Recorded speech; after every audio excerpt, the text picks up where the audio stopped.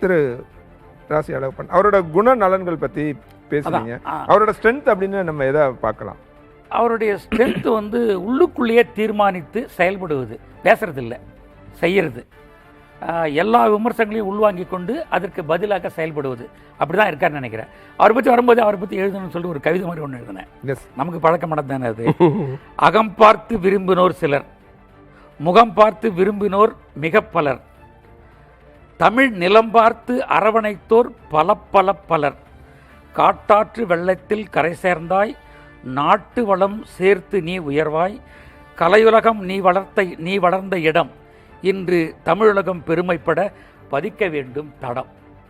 எல்லாமே ஏற்கனவே இருந்த எல்லா விதிகளையும் எல்லாத்த கோட்டை அழிங்க, நான் புதுசாக ஆரம்பிக்கிறேன் என்று இயல்பாக, அதான் இயல்பு. இப்போ இருக்கிற இளைஞர்கள் மத்தியில் இருக்கிற பிரச்சனை என்னன்னாக்கா, கேட்டுக்கிட்டு போகிறது, மரியாதையாக பேசுறது, இதெல்லாம் கிடையாது.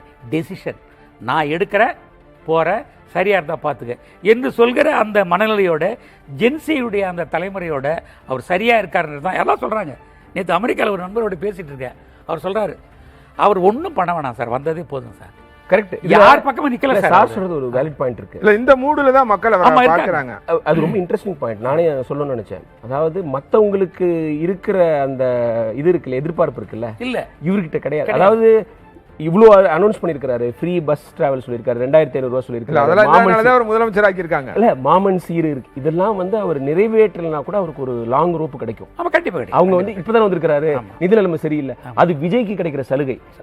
மேனிஃபெஸ்டோ பத்தி நம்ம தான் பேசுறோமே தவிர மக்கள்கிட்ட இருந்து அந்த அன்பு தான் அவர் கொண்டு போயிருக்குது. அதனால வந்து அவர்கிட்ட அந்த எதிர்பார்ப்பு இருந்தாலும் செய்யலைன்னா கூட மன்னிச்சிருவாங்க. திரு எடப்பாடி பழனிசாமியோ திரு ஸ்டாலினையோ கேள்வி கேட்கறவங்க இவருக்கு அந்த சலுகையை கொடுப்பாங்க. அதற்கு காரணம் அவர் மேல உள்ள அன்பு, அவர் மேல உள்ள கரிஸ்மா. இப்ப சார் வந்து ஒரு கவிதையை சொன்னாரு, நான் ஒரு சின்ன திருக்குறள் மட்டும் சொல்லிடுறேன். ஏன்னா அவர் வந்து நிறைய தடைகளை தாண்டி வந்திருக்காரு. அதுக்கு அவர் முயற்சி எடுத்தாரான்னு தெரியல, அவருக்கு அமைஞ்சிருக்கு.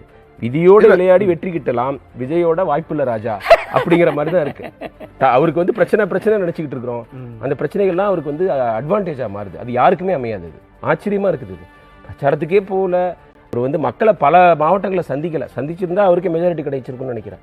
இங்கே இந்த தருமபுரி பக்கம், கிருஷ்ணகிரி பக்கம்லாம் போக முடியல, பிளான் இருந்தது போக முடியல. டெல்டா பக்கம் எலெக்ஷன் சமயத்தில் போக முடியல. இதையும் தாண்டி இவ்வளோ எதிர்கட்சிகளுக்கு வந்து அவ்வளோ ஸ்ட்ரென்த் இருந்தது. ஏடிஎம்கேக்கு பிஜேபி கூட்டணி, பிஎம்கே கூட்டணி, டிஎம்கேக்கு கேட்கவே வேணாம். ஒரு ஸ்ட்ராங்கான ராக் சாலிட் அலையன்ஸ், 5 வருஷம் ஆட்சி, 49 ஆரம்பித்த கட்சி, கட்டமைப்பு, ஒரு ப்ரொஃபஷனலிசம், ஒரு கார்பரேட் கம்பெனி மாதிரி ஒரு ப்ரொஃபஷனலிசம், அப்புறம் பணபலம், அவங்க ஓட்டு கொடுத்த பணம், இது எல்லாத்தையும் தாண்டி அந்த எலெக்ஷன் மெஷினரி எப்படி நடத்தணும்னு தெரியும். விஜய் கிட்ட என்ன சொன்னாங்க, பூத் ஏஜென்ட் இருக்காங்களா, நீங்க கவுண்டிங் ஏஜென்ட் இருக்காங்களா, வேட்பு மனு உங்களுக்கு பூர்த்தி பண்ண தெரியுமா, கேம்பெயின் பண்ண தெரியுமா, இதெல்லாம் சொன்னதை வந்து அவர் உடைச்சிருக்காரு. அதுதான் மிகப்பெரிய ஆச்சரியம்.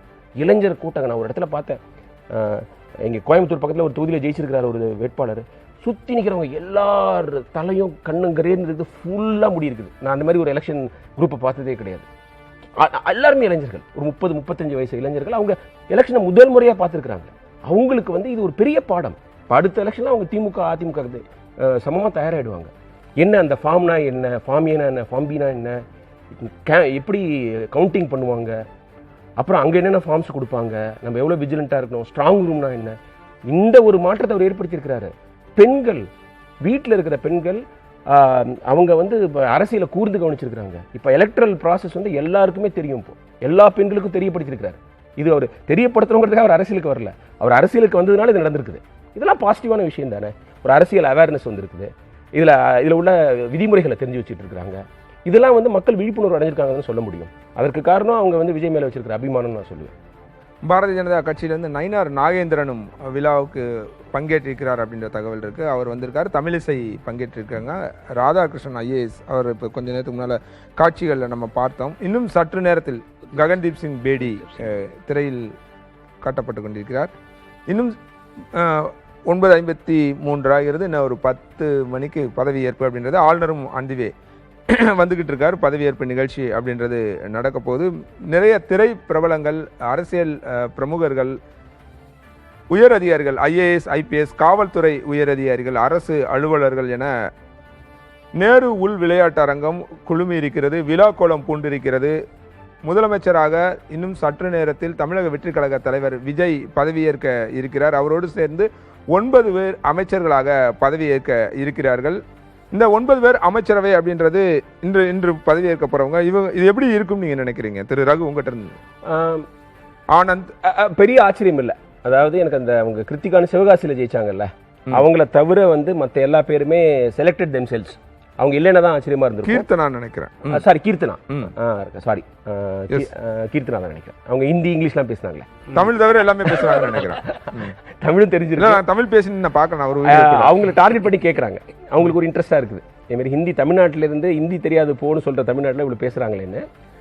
ஸோ அவங்கள தவிர இன்னொரு நிகழ்வு கூட பார்க்க வேணும். திரு சோபா சந்திரசேகர்கிட்ட ஏஎன்ஐ மைக்கு நெட்டுறாங்க போல இருக்கு. அவங்க செய்தியாள்கிட்ட அவர் ஆங்கிலத்தில் கேட்கும்போது தமிழ்ல கேள்வி கேளுங்க அப்படின்னு அவங்க சொல்றாங்க. ஆனா இங்க வந்து இங்கிலீஷ்ல தான் அவங்க பேசுறாங்க. இது ஒரு முரணா இருக்கு. அவங்க விஜயோட அம்மா, அதனால அவங்க வந்து அவங்க தமிழர் அடையாளத்தை நியமிக்கப்பட்ட எம்எல்ஏ தானே கீர்த்தனா. அது கரெக்ட் இல்ல. நான் என்ன சொல்றேன்னா, அவங்க கேட்கிற போது இந்தியில பேசுங்கன்னு கேட்கும்போது பேசுறது தப்பு. தெரிஞ்சதை தேர்வு செய்யப்பட்ட வேட்பாளர் தெரிஞ்சுக்கிட்டு நான் தெரியாதுன்னு சொல்றதுதான் தப்பு. அவங்க வந்து இப்போ விஜய் பற்றி நார்த் இந்தியாவில் தெரிஞ்சுக்கணும்னு ஆர்வம் இருக்குங்க. நான் ஒரு கபடி கமெண்டேட்டராக இருக்கேன். நார்த் இந்தியாவில் ஹரியானாவில் இருக்கிற கபடி சூப்பர் ஸ்டார் எல்லார்ட்டையும் கேட்டிருக்கிறேன், அவங்களுக்கு பிடிச்ச நடிகர் யாருன்னு. எல்லாருமே தளபதி விஜயன், வெறும் விஜய்னு சொல்கிறது இல்லை, தளபதி விஜயன்றாங்க. நேற்று கூட ஒரு போஸ்ட் பார்த்தேன், ஒருத்தர் போட்டிருந்தாரு, ஹலோ நார்த் இந்தியன் ஃப்ரெண்ட்ஸ், அவர் பேர் தளபதி விஜய் கிடையாது, அவர் பேர் சி ஜோசப் விஜய். தளபதி நீங்கள் பேர் நினச்சிக்கிட்டு இருக்கீங்க, அது ஒரு பட்ட பேர் அப்படின்னு சொல்கிற அளவுக்கு பேராகவே அவங்க நினைக்கிறாங்க.